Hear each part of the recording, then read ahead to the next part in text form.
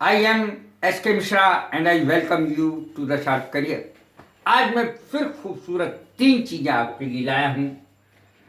1, 2, 3, 4, ये 4 चीज़ें लाया हूँ, 3 नहीं, 4 चीज़ें हो गई। हवा के घोड़े पर सवार होना। कुछ मेहमान आपके यहाँ ऐसे भी आते होंगे जो सीधे हवा के घोड़े पर सवार होके आते हैं, इसको मुड़ते हुए। हाँ, फौरन बोले चाय वाय नहीं पियेंगे और हम चल रहे हैं बस। हवा के घोड़े पर सवार, आंधी की तरह आना, तूफान की तरह निकल जाना। कैसे बनेगी इसकी अंग्रेजी? To be in a terrible hurry या हॉट हेस्ट। टेरिबल हरी की जगह हम लिख सकते हैं हॉट हेस्ट। एक ही बात है, दो अंग्रेजी देखने को मिल रही है आपको। वह हमेशा आंधी की तरह हवा के घोड़े पर सवार रहता है। ही इज ऑलवेज, यहां पर एस लगेगा,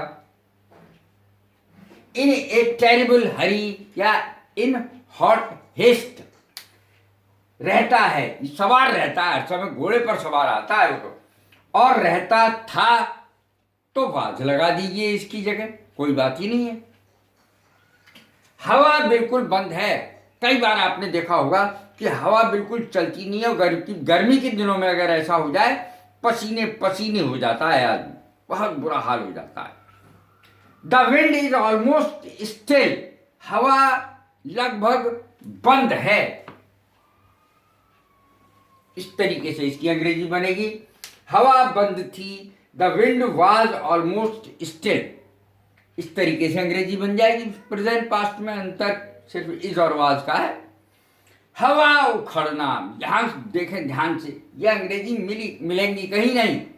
जो चीज आपको मेरे पास मिलेगी, मेरी वीडियोज में मिलेगी, दुनिया में आप कभी कल्पना भी नहीं करें कि कोई और आपको बता सकेगा।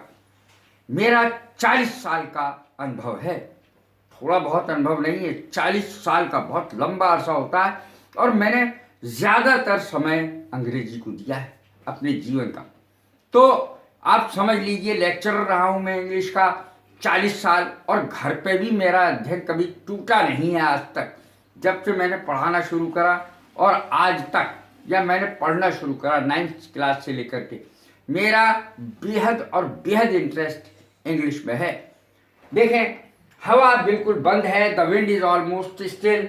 हवा उखड़ना, अब किसी की हवा उखड़ना यानी उसकी बात खत्म हो गई है समाज में, यानी उसको कोई उधार कुछ न देगा, उसकी तो हवा ही उखड़ गई है मार्केट से।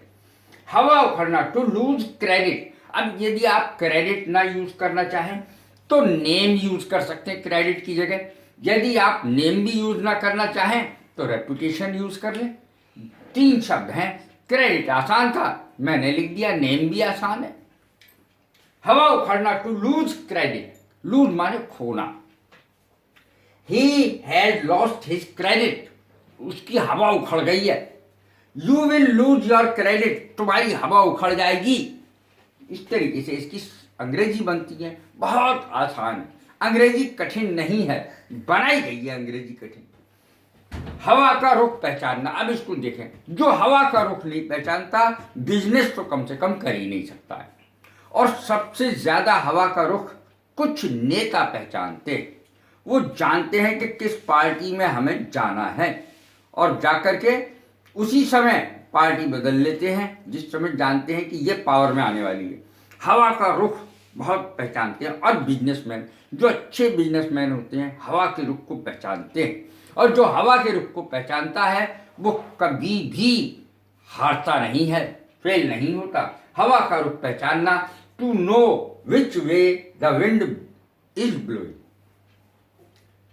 टू नो, जानना, विच वे, किस रास्ते से, द विंड इज ब्लोइंग, हवा किस दिशा में बह रही है, ये जानना। देखें, अब अंग्रेजी देखें। आई नो वेरी वेल, मैं बहुत अच्छी तरह जानता हूं, which way the wind is blowing, हवा का रुख किधर है, किधर बह रही है हवा, मैं जानता हूं। ही न्यू वेरी वेल, वो अच्छी तरह जानता था, which way the wind was blowing. अब न्यू आया है, इधर पास्ट है तो उधर भी पास्ट में जाएगा, वाज ब्लोइंग हो जाएगा। KNEW नो की सेकंड फॉर्म है और नोन थर्ड फॉर्म होती है इसकी। आई वॉन्ट टू नो, मैं ये जानना चाहता हूं कि हवा का रुख किधर है। I know which way the wind is blowing. अब देखें, it is compulsory to know, ये बहुत ज्यादा जरूरी है सबके लिए। Which way the wind is blowing, हवा का रुख जानना सबके लिए जरूरी है और it is compulsory to know. अब देखें, some leaders know very well, कुछ नेता लोग बहुत अच्छी तरीके से जानते हैं कि हवा किधर बह रही है, किस पार्टी में जाना है, पार्टी बदल के।